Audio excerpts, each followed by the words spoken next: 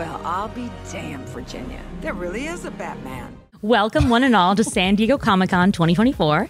I'm Tatiana Hollander with Screen Rant, and I'm here with the lovely cast of Batman Caped Crusader. How are you guys doing today? Wonderful. Terrific. Yes. Yep. Let's just go down the line and introduce ourselves so we know who you are and who you voice.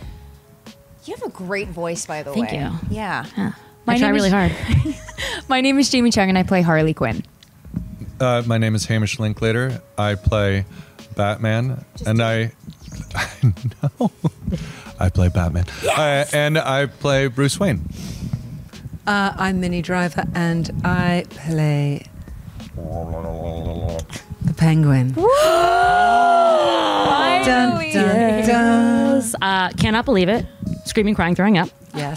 When you came out in the first episode, literally mouth on the floor, jaw, eyes glazed over.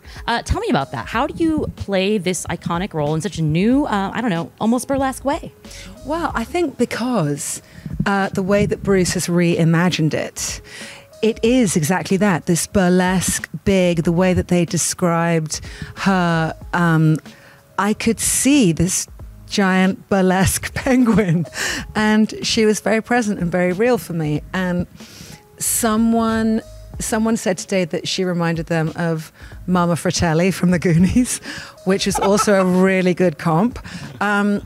It was so fun and delicious and amazing, and felt completely within the auspices of the Batman universe to have expanded this character in a loving, amazing, evil way. I love that. Also, very big and very present is the iconic Batman voice. Everyone's got a Batman voice. Everyone's got a Bruce Wayne voice. How do you find each?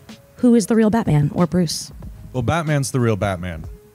Bruce Wayne is an invention of Batman's. This was Bruce Timm's great first note, which was, Batman's the real guy. Bruce Wayne is the mask. And so that's, I just tried to think of what would a guy who wears a mask in a cave all the time imagine a billionaire Lothario, or millionaire, probably, that period. 1940s with inflation. With inflation, there it is. What would he imagine that he would sound like? And so, it was really fun. Mental jujitsu. And a good exercise for the vocal cords, too. For sure. Jamie, I love that this is such a unique take on Harley Quinn, especially in a, flux. We're in a flux of Harley Quinn right now. Yes. What was it like for you to find this, special version? I had no idea what I was doing. They gave me no description. I came in, I watched all of, Arlene Sorkin's episode, who voiced the amazing Harley Quinn, the original, brought her to life. And I was like, I don't know, they didn't tell me anything, so I'm just going to try. I'm going to come prepared. So I'm going to try to do the New York accent, which isn't that great. You know what I mean? And it just came with different options. And I took a lot of big swings, and I had 2 misses, and then the third, he was like, okay, I like this. I like where we're going with this. So thank God I kept my job. I'm very happy for you. For all of you, you get to work with not only Bruce Timm, who is he created an iconic animated series, a legend, yes, exactly, but also Matt Reeves, who's just given us one of the snazziest versions of Batman in recent history. Yes. Can you talk about what you took away from each of them? I love the word snazzy. I just think that's a great word. You can have it. I'm taking it back. I'm owning snazzy. It describes Penguin very well. By the way, Snazorama. Carry on. Over to you, Batman. I thought you were going to field that whole question. Did you really? No. Yeah, no, I you was just went on hiatus instead. I just like the adjective, and then you can answer the question. Matt Reeves is a genius, and Bruce Timm is a legend genius. So we just, you just sort of try to lay down in that bath of legend the three genius. of them, right? J.J. Abrams, And Matt J.J., Reeves, and yeah. JJ was not in the room with us. No. He's always in the room with me. But in terms I'm of always thinking, would JJ like that? what would J.J. think? Yeah. Not the perpetuation of the allegation that he is actually a cryptid. Does J.J. Abrams exist? Oh, really? Yeah, I saw him at the airport once. Shook his hand. Yeah. It's real. Yeah, definitely. But was it him? Exactly. But here's the thing, when you're creating like a mythology, like those are pretty mythic, those are three pretty mythic people, you know, to have as the creative engine behind anything. So it makes me feel very safe. What about you, Batman? It made me feel real scared. But I operate from a place of fear and self-loathing. So, it helps when you go to work and you say, "Oh, good. Today my boss is J.J. Abrams, Matt Reeves, and Bruce Timm." Yeah, terrifying. It's difficult. I have to say that I'm excited to see what kinds of villains emerge in this world. It's like a very like gritty film noir kind of version of Batman. But for you, Minnie, what famous DC villain would you like to see the Penguin either team up with or go off against? Well, I'm sorry, but we really did we had this great conversation earlier about characters in the 40s who would fit into this universe. And I think that Hoover should be the Penguin's first husband. Oh.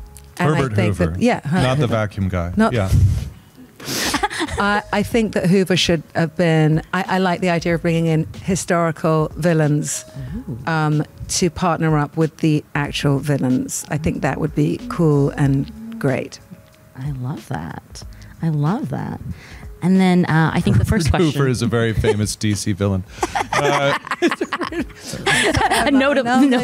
But like, I've become kind of obsessed with that idea that's who my first husband was. Like, it's and who would know better than you? Exactly. You let them know. A good villain. Speaking of villains, Harley Quinn obviously is notoriously involved with two particular villains in the DC universe. Would you like to say who you'd be more interested in? Between the Joker and Poison Ivy. Poison Ivy, baby. I mean, I was her for Halloween. Yes. Is Poison Ivy introduced? No, she's not introduced in season 1. I only know my episodes, and I was only in a few. Well, you don't interact with Poison Ivy in season 1. Yet. Exactly. But that's what you're gunning for. I think so. Yeah. I'm with you.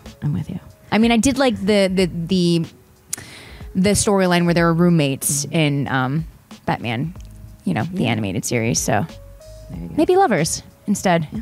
That's a step up. I support it. Hamish, for you, there's like decades and decades of Batman lore. There's so many different avenues that your character could take.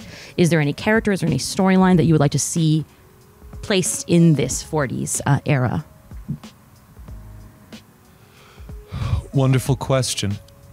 I don't know. Well, I'm real curious about Robin, like how they're going to handle that, or maybe they already have, and I'm playing dumb. But I was really into Robin for like half a second, maybe a month before my 6th birthday, and my mother made a Robin cake from scratch, and it didn't turn out well. And after that, we always had just chocolate cake from the store. That's really sad. So you would make your Robin of Choice's life better by introducing him to your Batman, adopting him, and giving him the better cakes. Sorry.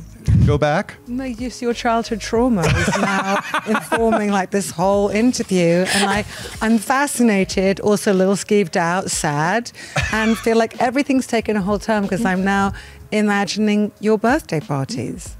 Well, just imagine how much better my life could have been if I had been raised by a butler. There you go. True. A perfect note to end the interview on. Thank you so much. And like, thank you, Alfred, for making Bruce's life better. That's right. Thanks, Alfred. Fuck you, Mom. Have a wonderful rest of your Comic-Con. Despite that. Yeah. Thanks. How many criminals do you have to catch before you feel better, Batman? 10, 20,